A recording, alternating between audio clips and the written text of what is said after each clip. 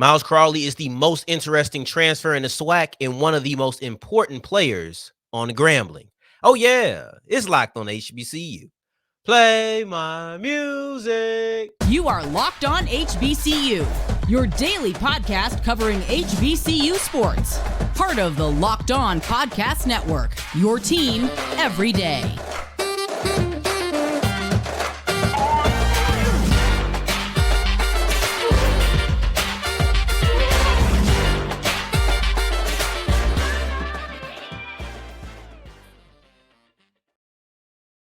What's going on, family? Welcome back to another episode of the Locked On HBCU podcast, your number one daily one-stop shop for everything HBCU athletics, Monday through Friday, part of the Locked On Podcast Network, your team every day.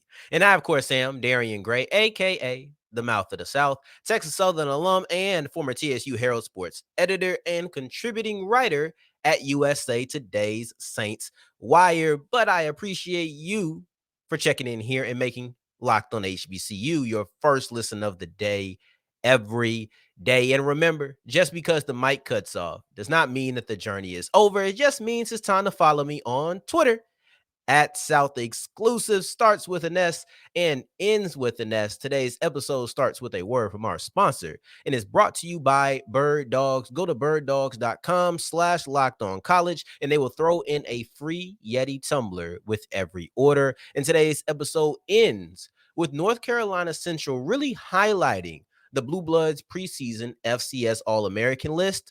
And when I say highlighted, I mean in reference to all of the other HBCUs. But we start with a double feature, a two-part on Myles Crawley, because he is not only one of the most important players for the Grambling Tigers, he is also, in my opinion, the most interesting transfer into the SWAC this year. To me, there is no player whose circumstance, stature, position, all of those things coming together create more intrigue than Myles Crawley, the new quarterback for the Grambling State Tigers. Now, I'll be very clear and upfront. I do have positional value very high in how I'm weighing this transfer. Like if there was a running back with all of the same factors, or if there was a wide receiver with all of the same factors, we might not be having that conversation today. That might not be something that I'm talking about. It will be an intriguing transfer. For example, I think Isaiah Guthrie is a phenomenal player and a very intriguing transfer to Jackson State. However, when you combine all of the things that I'm looking at, once again, positional value, context, like where he is, all of those things come into play. And I'll start it off with the fact that he used to be an Alabama State Hornet. That's the largest source of fascination for me when it comes to him transferring from Alabama State to Grambling, because a lot of times you'll see a player transfer when there's probably not a chance of them starting, or there's something that happened in there that kind of just he's ready to go or he has to go. It's one or the other. He either has to go or he's ready to go. And I would be really interested to see what it is, because from the outside looking in, it doesn't seem like he would have to go because he's left. And now you still see people saying the other guy might take D Davis's job. And that's really what it is that you left Alabama State. And I don't have any inner conversations in my ear that I personally know. But D Davis's job doesn't seem to be absolutely solidified. Even if you want to say it's his job to lose, it doesn't seem to be solidified. So you went from a place where you could have fought for the right to be the starter to another place where it seemed like you did, even though I think it's pretty clear now that he is going to be the starter, if there was even a battle at all, to be honest. Maybe you felt like it was Davis's position to lose and you didn't want to be fighting an uphill battle. If you're going to fight in a battle, you wanted to all be on even playing field, Maybe that was the case. I don't know. But what I do know is that if D Davis doesn't start for Alabama State, it's going to bring my eyes to this move even more. Why did Myles Crawley decide to leave? Because in many people's mind, he's a starting level quarterback who simply has not gotten the opportunity to showcase why people have such belief in him. But you could have showed it where you was recruited. I'm not going to beat a dead horse and say the same thing 17 times or 17 different ways. But what I will say is you brought in a SWAC foe or a SWAC rivals opponent, right? Or excuse me, a SWAC rivals quarterback to be your starting quarterback when it seemed like he had a chance to start where he was. There's probably a little bit more to that story, and this isn't even on some revenge game or something of that nature. It's just Darian's intrigued into the inner workings of what went on behind the scenes. But then another thing is he's partnered with Hugh Jackson. I don't know if I've said this on the record publicly that I think this is a very high pressure season for Hugh Jackson. I think I might have said that a year ago before he even went into Grambling, because I do believe there's a lot of pressure on Hugh to perform immediately. I really do. I think there needs to be success, and I'll dive into that some other time, right? I won't do that right now, but I will dive into that conversation sometime during the offseason because he wasn't good his first season. So now I think there's a lot more pressure on Grambling and specifically Hugh Jackson in year 2 of this regime, especially with all of the things that he's been doing with the optics and all of that, right? But the reason I put Hugh Jackson here is Myles Crawley is a quarterback. Obviously, we've established that. The most important player on the field, right? The quarterback is 9 times out of 10 the most important player on your team, in very few exceptions. Hugh Jackson is a quarterback guru. And this is something that Myles Crawley alluded to. He said, and I quote, Hughes helped me improve my offensive understanding, especially from the quarterback position, because he is such a quarterback guru. And I think you're going to need to show that. You were talking about Myles Crawley as a person who never got his real shot, and he's a starting level quarterback. It's going to be on Hugh Jackson to bring that out of him. And if this doesn't happen this year, and it's probably unfair, but whoever said things were going to be fair, you're going to have to point a finger. Is it Crawley? Is it Jackson?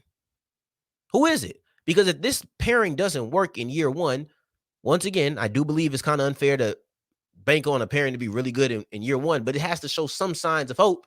If you don't see that in year 1, is Hugh not the guy? Is Crawley not the guy? Do y'all continue to push in year 2 and say, you know what, this will work with another year of chemistry underneath our belt?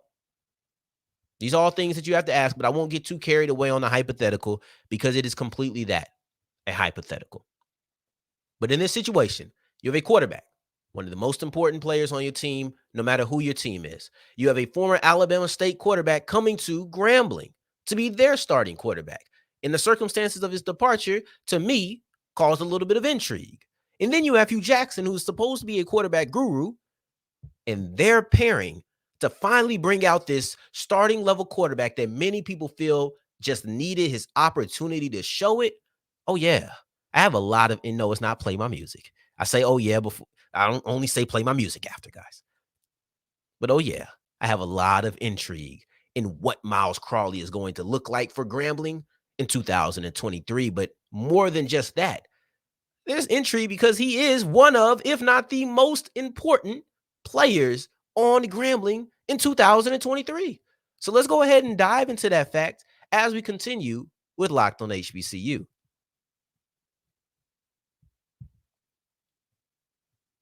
Today's episode is brought to you by Birddogs, the most comfortable shorts on the planet. I'm so thankful. Look, if I don't do nothing else, let me say thank you to Birddogs real quick. Thank you for sending me my 2 free pair of Birddogs shorts. Extremely comfortable, extremely multi-purposeful. I'll use them for any and everything. So thank you for that. Now, if you want to understand why I have such gratitude towards Birddogs, then I think it's in your best interest that you go ahead and go to birddogs.com/lockedoncollege. And one thing that they've done that I think is phenomenal, but you listen, when I say /lockedoncollege, don't get lazy when you get to the .com and say, I'm just going to press send. No, if you go to birddogs.com/lockedoncollege, you don't even have to use a promo code any longer. All you have to do is go to that website and they will throw in a free Yeti tumbler. So go get the shorts with the anti-stink sweat wicking. Basically, it ain't going to get funky down there. All right, you're going to appreciate it. Your partner's going to appreciate it. Everybody's going to be happy. But in order for that to happen, you have to go to birddogs.com/lockedoncollege. That is birddogs.com/lockedoncollege.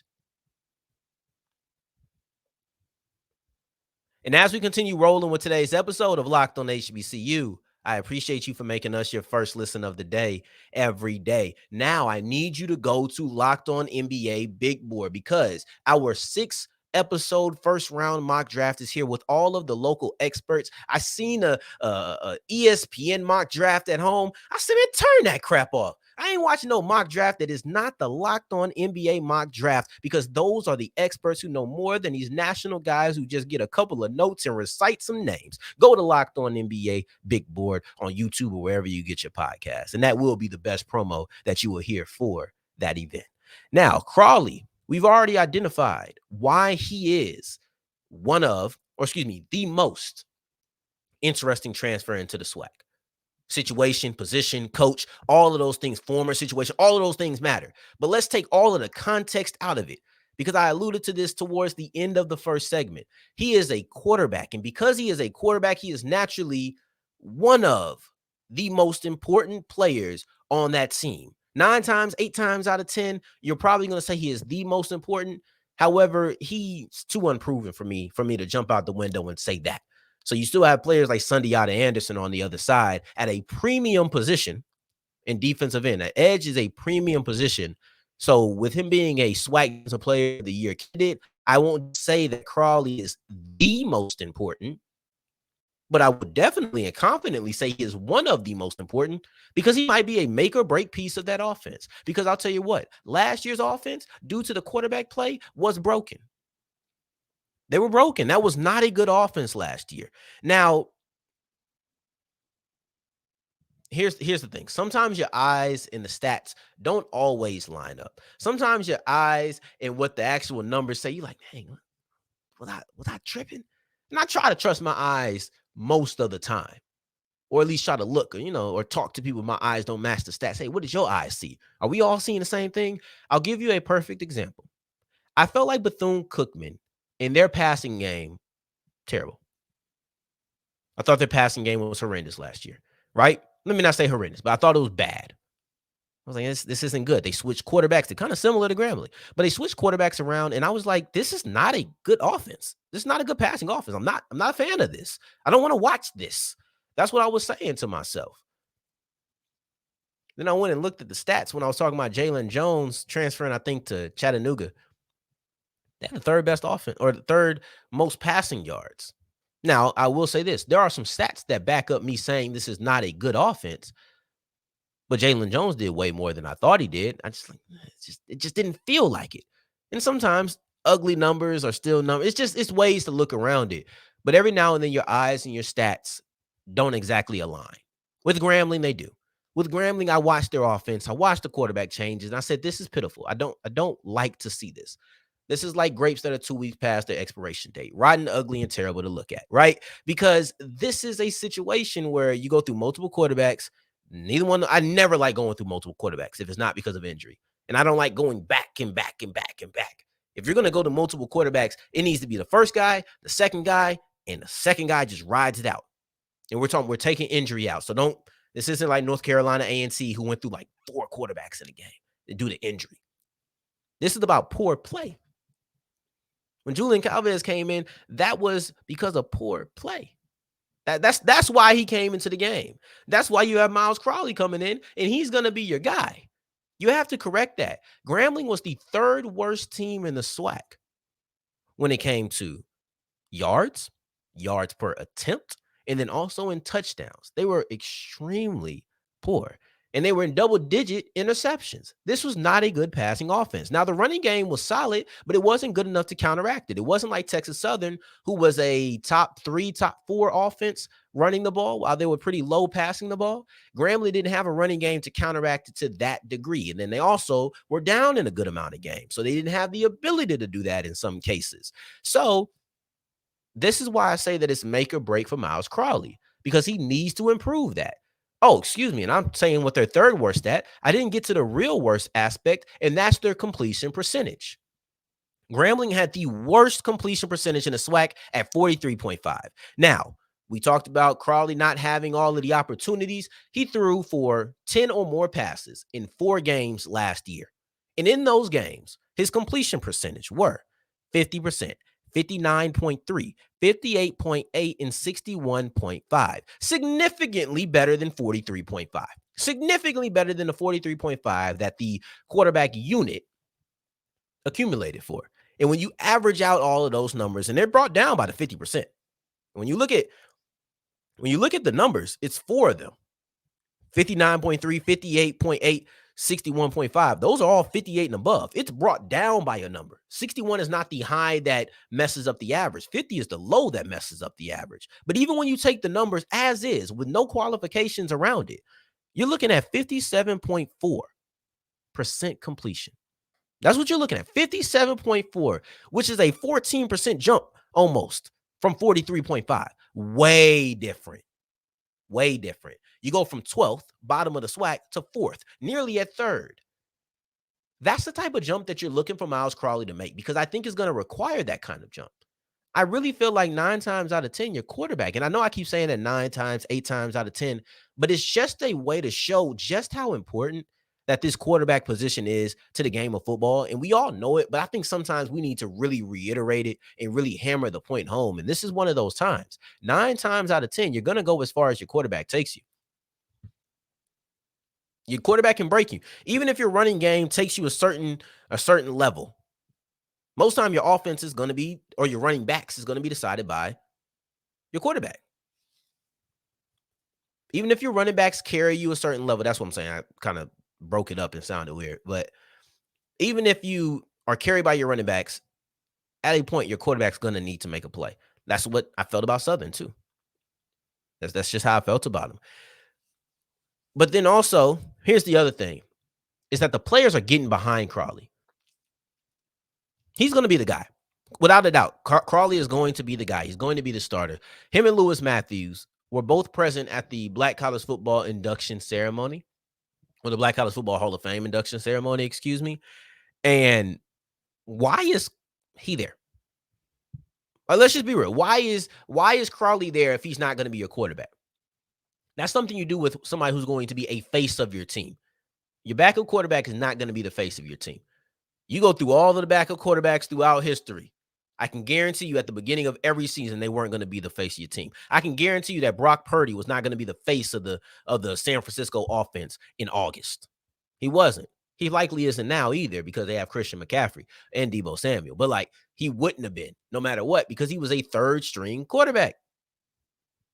I think we get the point here.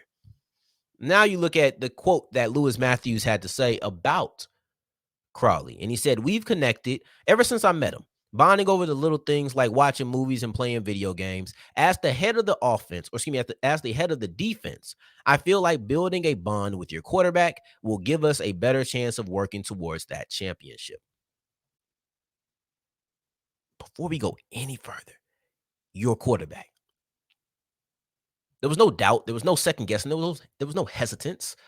It was strength and confidence behind that. Your quarterback, because that's what he is. I don't think that was a slip up either. I don't think it was, oh, well, he could be your quarterback. No, he is the guy. But even if you want to go beyond that, you look at Crawley already making the type of instant connections you want in a transfer quarterback. Somebody who's coming into your program, you want him to bond with your linebacker. You want him to bond with your all SWAC player immediately. You want him to connect with guys. You want that same type of rapport with the wide receivers, with the running back, with the offensive lineman, with everybody. But you see, it has it with at least one guy. And I'm not talking to the offensive lineman. The offensive lineman isn't giving quotes at the induction ceremony. Lewis Matthews is. And Lewis Matthews has told you that that's our quarterback. Essentially, I read into that. But he has told you that Myles Crawley, quarterback or not, has already made those type of connections and is already building rapport. When you build rapport, whether or not you're a natural leader in a typical sense, people are going to rally around you if you can make connections immediately. This is a guy, when you're looking at quarterback situation or quarterback position, situation he left, situation he's walking into with the coach, when how the all SWAC linebackers talking about him, when you're looking at the improvements that he can make to this offense, he is a make or break player. I told you once, I'll tell you again, he is the most interesting SWAC transfer, and he is one of the most important players for Grambling in 2023. And speaking of 2023, speaking of important and impactful players, let's look at the Bluebloods FCS All-American list and let's see which HBCU players made the take or made the cut. And I'll tell you what, North Carolina Central looks like one of the stars when it comes to this list. And we'll dive into that as we wrap up today's episode of Locked on HBCU.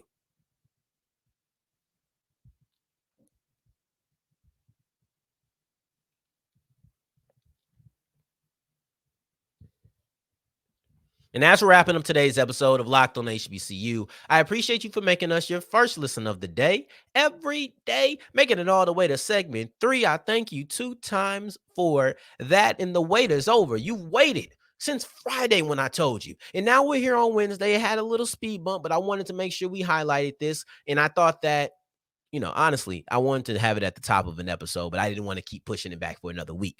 But Bluebloods, my guy, good friend of the show, good friend of my own, show or not, he dropped an FCS All-American list. And to me, North Carolina Central is one of the highlights of that list when we're talking about HBCUs. And is that a surprise? I don't think so, because they have Davius Richard and Khalil Baker. So I don't think that should be a surprise. But when you really look at how much they highlighted this list, that did kind of catch me off guard. I will admit that. But let's read off the players, their position, their school, and then also what team they're on first. It was 3 teams in this. So you had Khalil Baker as the lone first team player, the lone HBCU player to make a first team All-American list on here, the defensive back out of North Carolina Central. You have Colton Adams, the tackling machine, linebacker from Alabama State, who made second team. And that's the only that's the only defender who made second team.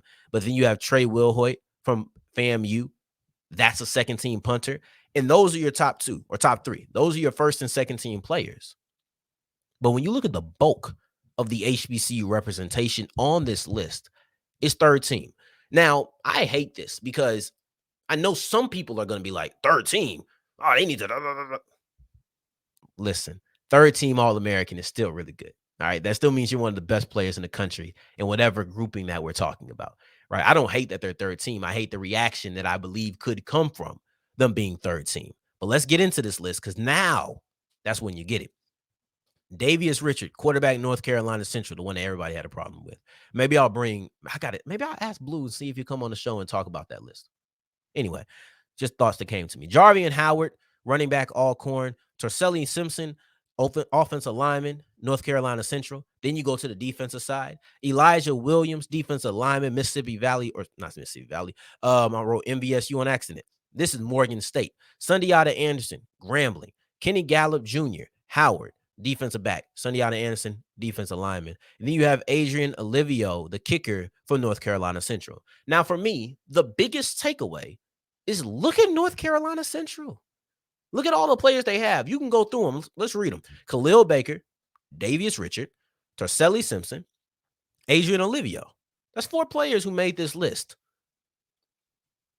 As I go through the list and read all of the other players, it doesn't appear that another school has more than one. So if you're talking about highlight impact players in the HBCU landscape, it would tell you that North Carolina Central has the most. Now, the lone first team All-American, the only person to make that cut. So let's just say they have the best, or, I know it can go different kind of ways, but let's just say they have the best, one of the top 3 players in HBCU football. Boom. Davius Richard, the best quarterback in HBCU football, the top guy on this list. Boom. Those are 2 of your most important things. One of the best overall players and the best quarterback. That's North Carolina Central. That's an All-American list. I could stop there, but then you have protection for them because we know that great quarterbacks can be absolutely taken down by horrible protection. Instead, you have an offensive lineman on this list. Then you have a kicker. And look, special teams don't always get value, which brings me to my another takeaway. FAMU and their importance that they place on special teams, I don't feel like should ever not be acknowledged. And I understand that having a great punter a lot of times doesn't feel like the sexiest thing to applaud. But having a great punter can help you with field position, which helps your defense. It can help your team overall. It helps a lot of things because let's say you have a bad punter and you have a 35-yard punt instead of a 52-yard punt, right? I'm just throwing numbers out there. That's 17 yards of field position and difference. And I think by making sure that you invest in special teams, it shows in that. It shows your defense, because instead of having the ball at the 40, your offense or your opponent has to get the ball at the 25. Like, those are difference that can't be understated, and they don't always get shown. They don't always get appreciated, because who's really looking at how far the punt is? Punters are one of those positions where we kill, but we don't applaud. And I'll remove myself from the we so that I can applaud them here. But you look at just third team and then also just defense. That's the last takeaway, is that defense is the most represented. There are only 3 players on the offensive side: Richard, Simpson, and Howard. That's the only offensive players here. Baker, defensive back; Adams, linebacker; Anderson, defensive lineman; Williams, defensive lineman; Gallup Jr., defensive back. And then you have the 2 specialists in Will Hoyt and Olivio. So when you're looking at this, HBCUs, highlighted by North Carolina Central, but if you're just taking off the school names, they're highlighted by the defensive players. And when you think about it, those are some of the names that we mentioned the most, and I feel like have the most confidence and the least question marks around that. I am going to have to get on the phone with Blue and see when we can have him come on and break down some of these players and some of these lists, because I know for a fact that people had a problem with Davius Richard being third team, and I would love for him to defend that point. So by the time you hear this, I'll probably have texted my guy Blue. So in the meantime, in between time, I appreciate you. Excuse me. Let me always show my gratitude. I appreciate you for making us your first listen of the day every day. A user asking me to talk about the Kill Willie Simmons movement. So on Friday, that's what we will do. We will highlight this idea of kill Willie Simmons. Are you upset with the things that he's saying? And I'll give my response to that. And I'll give the listener a shout out, the viewer a shout out for that, because I do like doing topics that you want to hear. So if you drop a topic and I feel like I have something to say, I'll 100% say it, but you have to wait until next time. So in the meantime, in between time, if you're looking for me, you can find me on Twitter at South Exclusives. Until the next time that we hear each other, family, take care, stay blessed. Peace.